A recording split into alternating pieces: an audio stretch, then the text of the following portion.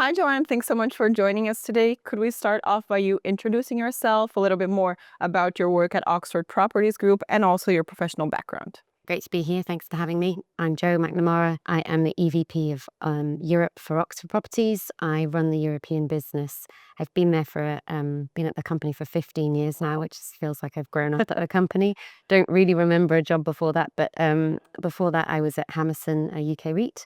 Prior to that, I was at DTZ before it became Cushman & Wakefield. So Joanne, given we have several ongoing global economics and geopolitical uncertainties, how is that affecting Oxford? How are you adapting? Are you doing any changes? And what role do strategic partnerships play in ensuring some long-term success? I think I'm at risk of sort of saying something that I'll regret here, but the reality is on the macro stage, there are so many things happening and so many uncertainties, and they have been going on sort of. I actually took the role as EVP of Oxford in 2020, and since then it feels like, we have been hit with so many different things that none of which we could have predicted really. And so in terms of what we're doing is really saying to ourselves, is it still relevant in 30 or 60 days, particularly as it relates to the US political scene? There's been a ton of noise, and we're trying to find the signal through the noise rather than reacting to everything. There are obviously, I think the main thing that we're doing is ensuring that there's a level of diversification across our book so that we are not impacted too greatly by any one thing. And I think that's the only thing you can do when you know that there's going to be a lot of different things happening in the world, many of which, are things that can be detrimental to real assets. You have to be able to say to yourself, the only thing we can do is focus on diversification. That being said, don't want to be over diversified. And I'd say for us, we're really focused on doing what we do really well.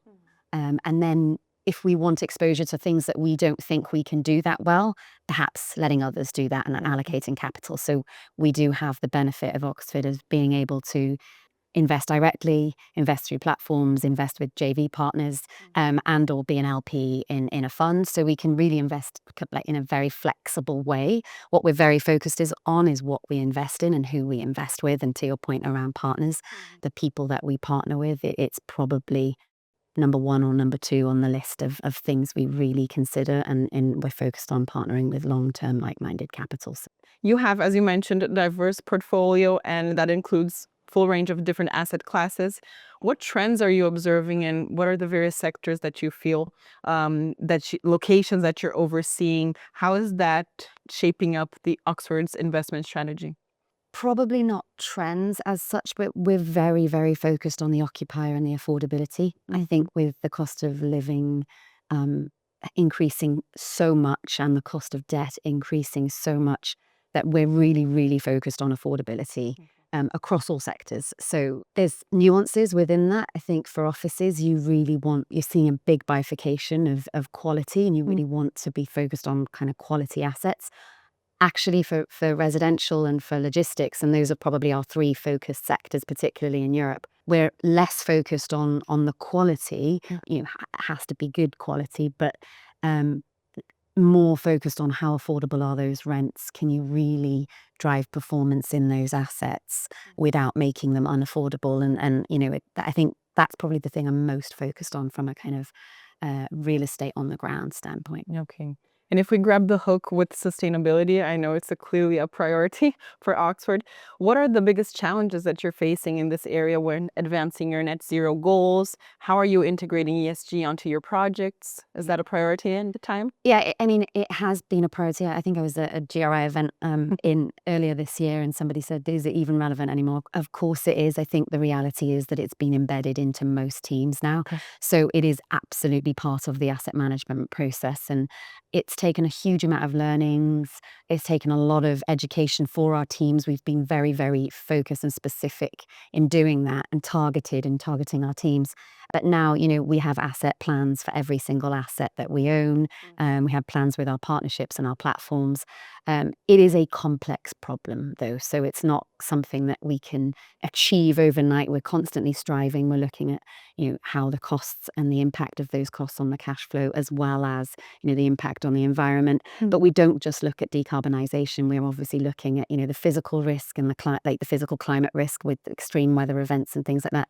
So it's a constant evolution, constant education, but continues to be a priority, albeit is now very much embedded in our overall business. So it's not. We still have a separate. Yeah, we still have a separate team that does a lot of the regulatory pieces and really drives this forward. But it's absolutely right throughout every single core competency within our business. Yeah, that makes sense. And you have a quite global role. You oversee different regions, including Europe. What kind of leadership qualities do you think are essential for managing these types of projects that vary around the market, around assets? What are some of those specific qualities or characteristics? Look, for me, leadership is about bringing your whole self to work, and it's about really understanding who you are and understanding who your team, what the strengths of your team. I take a lot of time to really ask my team what drives them, what pushes them, what do they like doing, and then trying to put the right people in the right places. Giving people I think since 2022, people have been, investment volumes have been right down. And so trying to really empower the team to kind of take on something new, drive things. And I've seen a lot of people kind of get attracted to things that they wouldn't have ever done before. So I really think for me, it's about knowing the individuals in your team and ensuring that their teams, that they then do that to their team. Enabling that And potential. you really understand the strengths. I try really hard to acknowledge what I'm not good at, and then putting people around me that are much better than me at Very important. and really letting them lead. And having a flatter structure for me is something that I enjoy. Not too much hierarchy. But those are the things from a leadership standpoint that I would focus on, but everyone's leadership journey is different. Yeah, no, those are very important things. And you've made your way into becoming a very prominent woman in real estate. And I'm just curious on how do you see role of women evolving within the industry? What part of efforts and mentorship kind of foster this next generation of women leaders? It's funny you say it because I never. Do you see yourself like I never see myself like that. I try really hard to sit in the background, but I've always got an opinion on things. So I think that's why I have this sort of this comes across, because I'm quite in the background really, but I always have a view, and I think you have to speak up, and you have to. If you don't speak up, then you're not going to do anything about it. So I'm probably more prepared than others to kind of just have a view, even if I'm right. I'm wrong. It doesn't matter. At least I've said. positioning yourself? I worry about a lot of people who just sit in the background and don't actually state what they feel, right? So for women, I fear that we may have gone backwards a little bit, but GRI's done a really good job. But there's a whole women's kind of cohort, and I'm really glad that people are kind of logging into that and really trying. My view is mentoring is really important. Mentorship is really important. I do a ton of mentoring as much as I can with the heavy workload. I think you should be mentored by men and women. It's not we need champions on both, No matter the gender. no matter the gender, to help us. I do think, though, that you've got to put yourself out of your comfort zone and like I said, have the view, attend the event. You don't need to be around people that look like you to feel comfortable, because even if they don't look like you, quite often it's not about the way you look, it's more about who you are. So the role of women I will champion, I will continue to champion, and I know that there's a big cohort of us trying to do the same. It is much harder, though, with just the role of a woman at home can sometimes be there are competing Priorities. thank you, competing priorities. What I would say is just don't kill yourself.